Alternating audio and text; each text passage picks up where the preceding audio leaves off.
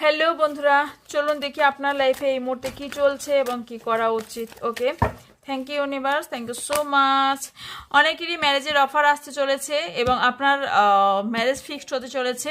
And আপনার লাইফে কারো কারো সেকেন্ড ম্যারেজ হওয়ার সম্ভাবনা আছে, কারো লাইফে নিউ লাভ আসতে পারে, কারো কারো এই ম্যারেজ নিয়ে কমিটমেন্ট নিয়ে আপনাদের মধ্যে ঝগড়া ঝামেলা হওয়ার সম্ভাবনা আছে। ডিসিশন মেকিংয়ে প্রবলেম চলছে আপনার লাইফে। আপনি ভাবছেন কোনো একটা সিচুয়েশনে আপনি হয়তো বন্দি হয়ে গেছেন, আপনাকে না চাইতেও কোনো একটা জায়গা থেকে বেরিয়ে আসতে হচ্ছে এবং আপনার পাওয়ার পজিশন সব কিছু আপনার নষ্ট হয়ে গেছে এবং দুজনের মধ্যে প্রচুর ফাইট হচ্ছে, ঝগড়া হচ্ছে, ইদানিং অনেকের সাথেই আপনার ঝগড়া ঝামেলা হয়ে যাচ্ছে। অ্যান্ড আপনি সেই জায়গা থেকে জাজমেন্ট চাইছেন, কারো কোর্ট কেস চলতে পারে, জাজমেন্ট চাইছেন, বিকজ এখানে থার্ড পার্টি সিচুয়েশন আছে।